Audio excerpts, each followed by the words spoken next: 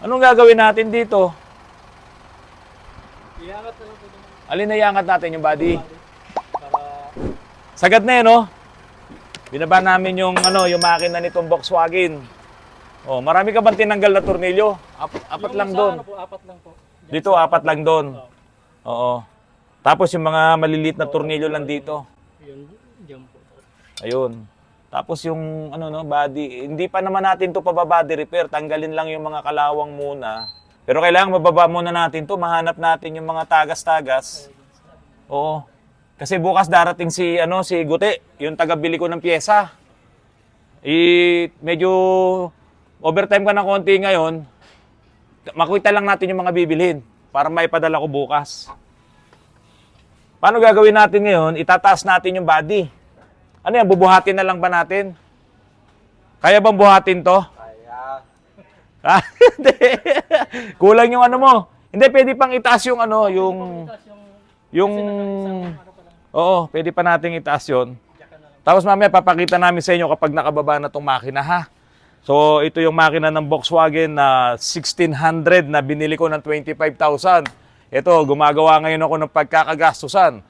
Pero sisiguraduhin ko sa inyo, pag ito ay naayos na, naka-aircon na rin ito, naka-electric aircon para sa sasakyan at sigurado, ito yung Koching Kuba na may in love kayo. KP500 ng Pioneer.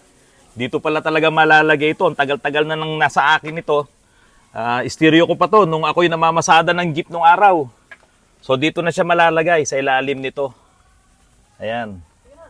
Ganyan na po ang magiging forma nitong KP500 kasi kung dito ko ilalagay masisira itong dashboard. So lalagyan ko na lang to ng cover or yung lagayan ng mga gamit. Meron naman nabibili nun. Tapos dito na yung stereo. Tapos lalagyan ko pa to ng Alpine na graphic equalizer dito. May mabibili pa nung Alpine. So yan. Mga kapatid, ganito yung makikita itong Koching Kuba na to na loaded. Lalagyan ko pa to ng booster amplifier saka malalaking speaker dito sa likuran. So ito yung mga idadagdag natin. Talagang lahat luma ang ilalagay natin ng mga accessories po dito sa Koching Kuba na to. Bibilang ko pa ito ng PT6 na Twitter ng Pioneer. Meron na rin po ako nakausap. Kaya talagang ito, gaganda po ang sound system. Ito pong Koching Kuba na ito. Ito na yung makina ng Volkswagen. Doon ka Glenn, lipat ka doon. No? Ito yung alternator niya na nakakabit naman dito sa kanyang cooler. Yung kanyang fan, mechanical fan, ito. So ito mga kapatid, ang nagpapalamig mismo dito sa makina nitong Volkswagen. Yung makina nito mga kapatid, yung cylinder head niya, parang yung katulad sa mga motorsiklo. Yung parang meron siyang mga cooling pins, parang siyang heat sink. So ganun yung style niya. Kaya pag umikot itong mechanical fan na yan, yun ang pinaka-cooling system niya. Ito pong mga Volkswagen, wala po siyang radiator. Kaya kapag naputulan ka ng belt, dito, yung pinaka-belt niya, pag naputol yung belt dito, syempre hindi naiikot itong alternator, itong dinamo, kung saan yung shafting na to ay pinapaikot niya itong cooling fan. Yan, yung pinaka-fan niya, mechanical fan. So, yun ang magpapalamig dito. Ito, tingnan nyo, kaya bang makita to? So, para itong cylinder head ng mga motor, ayan, So, aluminum siya, alloy, na kapag iyan ay nahanginan, yun ang magpapalamig doon sa makina. Ngayon, kinalas ko to dahil lahat ito, Kuya Nel, ito ng trabaho mo Hanggat hindi natin nabubuo ito, huwag kang bibitaw dito So ito ng trabaho mo, lahat to lilinisin natin.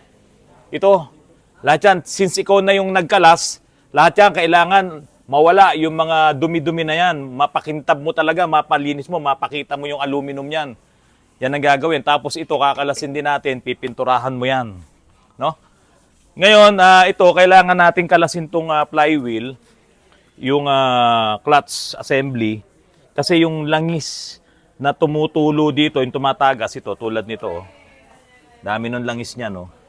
Ito ay engine oil. Engine oil. So, yung engine oil na yan, malamang dito manggagaling sa pinaka-crankshaft niya, yung oil seal. So, kailangan matanggal mo ngayon to. Kasi ipabibili natin, ipapadala ko to bukas kay Kuya Guti. So, sabi ni Kuya Guti, alam daw niya lahat ang bilihan ng pyesa ng Volkswagen. No? Itatry natin siya. Meron din akong kilala, pero itry na natin siya dahil siya naman talaga, yun ang trabaho niya. Bumili ng mga pyesa ng mga sasakyan. So, kalasin mo na ngayon to. Tapos, kung may makikita pa tayong mga pyesa na dapat ipabili sa kanya, ano mo na ngayon, i-ready mo na para bukas pagdating niya. Abot mo nga sa akin, Kuya Nel, yung rubber boots. Oh. Mga kapatid, tignan nyo tong rubber boots niya, oh. Talagang biyak talaga siya, original. Tapos tinutornilyo lang. Yung mga rubber boots natin ngayon, isang buo siya kapag ka nasira. Di ba? Wala na. Ito, bati siya. Original, may mga tornilyo. Ganito yung rubber boots nung araw dito sa mga Volkswagen. Kaya nakakabilib ito, hindi pa to sira. Magagamit pa natin to. Yung mga bulok nito, ayan o, hanggang dun. Ayan. Papagawa ko to sa ating latero. Hanggat nakatanggal yung makina, papagawa ko na yan. Para pagbalik ng makina, maayos na tayo rito. No? Ganon. Installment ang trabaho natin dito. Since ito naman ay project car ko talaga, itong Volkswagen, para maipakita ko sa inyo, yung may mga lumang sasakyan, unti-unti natin, ililista ko lahat ang budget dito, yung kung magkano nagastos ko, para iparating sa inyo, kung may mga luma kayong sasakyan. Basta yan ay mahawakan lang ng tapat na mekaniko, o sabihin na natin, dalhin nyo dito, para malaman nyo kung magkano ang gastos. Ililista ko lahat yan. Ngayon, sisiguraduhin natin na itong Beetle na to, itong Kotsing Kuba na to, ay talagang pakikinabangan nyo pa. Kasi po, may order na rin ako ng assembly, isang set ng electric aircon na ilalagay po natin dito. Since ito ay boxer type, pag ganun nga lang ang mga piston niya, dalawang piston dito, dalawang piston dun. Yun ang galaw niya. Boxer type engine po kasi ito. Hindi mabigat, no? Magaan lang, ano? Para sa isang 1600 na engine, magaan lang nila binuhat. Kasi ang block nito, napakaliit lang eh. Palibasa nga, nakahiga siya. Kuya Nel, lahat to tanggal Talupan natin yan para makita natin. Tapos yung mga tornilyo, ito papalitan mo na to. Ha? Lahat yan. Ito ang project mo project natin dalawa to Wala makikialam sa'yo rito Project natin to. Pero pag kailangan mo magtanong kay Ka Richard tanungin mo, pag hindi ka sinagot sumbong mo sa akin. Yung pinakamatanda, tatanungin mo Yan, si Ka Richard. Oh. Ayan, yan. Okay. Meron pa tayong isang project. Pagkatapos ito, yun naman project ko na yun. Yung project mo naman yan. Na owner pick-up. Yung gagawin natin. So, dito muna tayo. Okay, ayan. Sige. Tanggalin mo na, Kuya Nel. Tingnan natin kung ano bang kaibahan ng Volkswagen sa mga ordinaryong sasakyan. Malalim pa naman yung mga rivets. Hindi muna natin to papalitan. I-enjoy ko muna siya. Matagal-tagal pa rin ito. Tapos dito, kailangan mo ng malaking sakit. Pero mukhang sininsil na, Pero kailangan mo ng malaking sakit para matanggal mo itong flywheel, Kuya Nel. Hanap ka dyan. Oo. Kunin mo yung caliper natin para masukat mo, para hindi ka magdalawang punta doon. Hiramin mo yung malaking sakit wrench nandun kay Boss Charlie. So, kailangan mailabas mo yung oil seal kasi darating bukas yung tagabili natin ng pyesa. Ito yung niya, yung pressure plate niya, Okay pa naman. Pero kung may mabibili na tayong okay pa nito, bago pa nito, bibili tayo. Kasi sinubukan ko naman, malambot naman yung clutch Ka Richard Sinubukan ko Tapos, yung cylinder, yung preno, brake cylinder, abot mo nga Ka Richard. Walang mabibili dito kay Nick and Freddy. Walang mabibili, kaya papabili tayo kay Kuya Guti. Ito mga kapatid, tinatanggal na namin yung flywheel. Sige. Op. Lambot Okay. So ngayon, mahihila mo na to. Medyo sikwat-sikwat muna ng konti.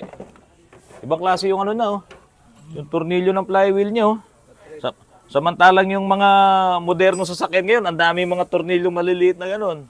So ito, isa lang sa gitna. Sige. Sikwat. May crankshaft sensor ba to? Wala ba to? Di ba natin gagamitan ng ng scanner? Sigurado ka, baka mamaya hindi natin mapa-under to. Ayan na, lapit na. Okay. Ayun, grabe Lakas talaga, oh. Oil seal lang siya. Aircel po, tatanggalin po. O, sa Oil Seal Center, ha? Sa mga, may mga Volkswagen dyan, may mga tulo-tulo na ganyan. Eh, dito lang pala, oh. O, oil seal lang. Baka mamaya may Volkswagen pa kayo dyan, eh. Mabili lang ng mura. O, ito lang ang problema nito. Ito po kasi, umandar na. Nakita nyo naman, di ba? So, ngayon, gusto ko lang talaga maayos yung mga tulo-tulo na yan. So, ito na. Nakita na natin. Kalasin mo. Ginaganon lang yan. Sinisikwat lang yan. Yan, yung mahaba na yan. O. Sige. Na, okay. Okay, ito. Oh. Oh, ito naman eh ano eh. Doon naman bibilin to sa bilihan talaga ng piyesa ng Volkswagen. Pero pag talagang walang mabibili, eh doon sa Oil Seal Center, diyan sa Recto. So dito yan nakakabit. Wala, matigas na oh. Oh. So syempre, marami pang mga ganitong oil seal na meron dito na papalitan natin. Pero unahin muna natin to kasi pag naisalpak na ulit ito doon, okay na. Sisimulan na rin i-body repair yun. Pero ito, Kuya Nel, kung hindi ka papasok bukas, simulan mo na to at ngayong gabi na to, may aumento ka sa akin. Ha? Ngayon pa lang, ibibigay ko na sa'yo yung aumento mo. O, di ba? Ganun po ako dito. Pagka natuwa ako, kaya si Ka Richard eh. Ewan ko ba? Baliktad yung panbelt kanina, Ka Richard. Di ba? Ay, kakasal ka na, di ba? Ginawa mo ako ninong. Sponsor mo ako. Diba? Pero hindi ako makakapunta ng Bicol, ha? Congratulations, ha? Oh. Mga kapatid, dahil sa itong si Kuya Nel, dahil sa pinangako ko sa'yo, bibigyan kita ng 1,000, ito. Oh. Oh. 1,000, ha? O baka madumihan. Ha? Dito na. O, dyan na lang. Dito. Yan. Huwag ka mag-alala, RJ. Akong bahala sa'yo. Naririnig kita, tapusin mo yung ating milyon na owner. Halika. Oh, bukas tapusin mo to. Bibigyan din kita ng 1,000. Kasi yung may-ari nito, aalis na to sa 11. So gusto ko bukas tumatakbo yan. Maipakita natin sa kanya. Kung kukunin niya to bukas, edi kukunin ko sa kanya 1,000 na binayad ko sa'yo. Kasi overtime eh. Di ba kasi aalis na siya, babalik na siya ng Canada. Kaya ito, liban doon sa sweldo mo, tapusin mo to, ha? Ito na yung tukayo ko. Ilan taon ka na nga? 45. 45. Kailan ka nag-body repair? Mga sasakyan. Lakas mo, ha? 1997. 1997. Opo. Ilang Volkswagen ang nagawa mo sa buong buhay mo? Marami na rin, sir. Marami. Opo. Okay, bigyan mo nga ako ng idea kung paano ang gagawin natin dito sa Volkswagen na to. Ano yung dapat natin gawin para pag ibinady repair mo? Kasi ang daming bulok, oh. Parang nagkamali yata ako sa bili nito, eh. Ang body repair talaga, sir, yung ginagawa dito sa body repair dito, pag general body repair, binabaklas itong mga pinder. Pender, to. Mga pinder na yan. Kalas lahat yan. Opo, tapos Oo. inihiwalay po yung bodies doon sa chassis niya. Sa chassis, Opo. ihiwalay. Nakatornilyo lang po sa ilalim yan. Lahat na nakatornilyo. Oo. Yun yung mas madali mong magagawa. Opo. Yung bang body nito pag inangat mo, wala siyang flooring. Oh, Kasi ang pinaka-flooring niya yung chassis, di ba? Yung chassis niya. Oh. Pag inangat yung body, walang flooring. Kaya ito, makikita mo, Hiwalay po. hiwalay talaga. So doon ka na ngayon magtatrabaho. Opo. Okay. Mga ilang araw mo gagawin to? Kaya ba dito 3 araw lahat? Natawa siya. Medyo matagal-tagal din po kasi may mga bulok eh. Oh. Nare-repair na. Matagal lang po yung pagre-repair. Okay. Mga kurbada nito. Yun yung matatagal dyan. Opo. Pero yung mga ano, Mga madali lang. diretsuhan po. Madali lang po.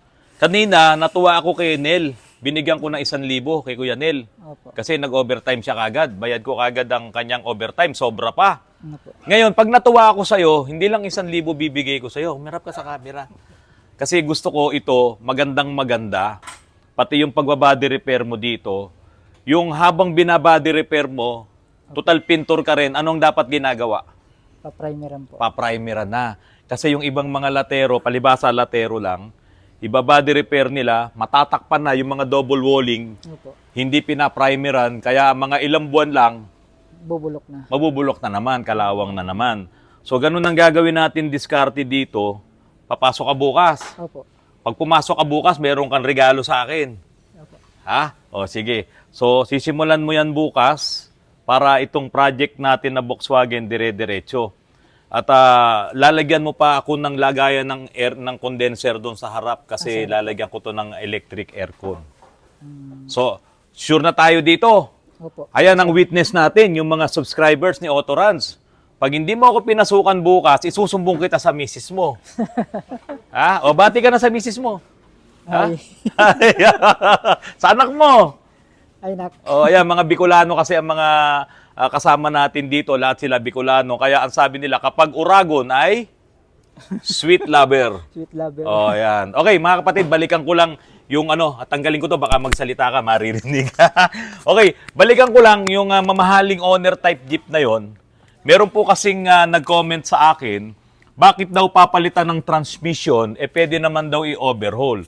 Ang problema po kasi mga kapatid, yung mga 7K na transmission na yan, halos wala na tayong mabiling pyesa niyan. Yung mga synchronizer, yung mga bearing yan, napakahirap na pong hanapin. At kung ipapa-overhaul nyo yan sa amin, maaaring hindi yan matapos dahil nga doon sa kulang ang pyesa at magiging mahal pa siya. Mura ko lang naman nabili yung transmission na to dyan kay Sir Ariel Sonorio sa Blooming Treat, no? Sa Santa Cruz. Kaya pinaka-the best na decision po dito ay palitan ko ng transmission itong mamahaling owner type jeep na to. Halika Glenn, puntahan mo ako dito. Ayan. So eto na po yung dating transmission, nakalas na namin at eto yung ipapalit namin na transmission. Ayan na. So ito yung luma. Kaya nakatali yan dahil hinila-hila. Nag-stack up yung kanyang dowel. So bukas sabi ko kay RJ, tapusin niya yan para makita nung may-ari bago umalis, si Kuya Dario, bago bumalik ng Canada, ay umaandar na ng maayos itong mamahaling owner type jeep na to na 500,000 po ang halaga. Mga kapatid, maraming salamat po sa patuloy na pagtangkilik nyo po sa Autorans. Kung nagugustuhan nyo po ang aking mga vlogs, sana naman po paki-like, paki-share at paki-subscribe na rin po ang aking channel. Abangan nyo po ang developments ng ating Project Volkswagen Autobox ni Autorans. Magandang gabi po at maraming salamat sa inyong lahat.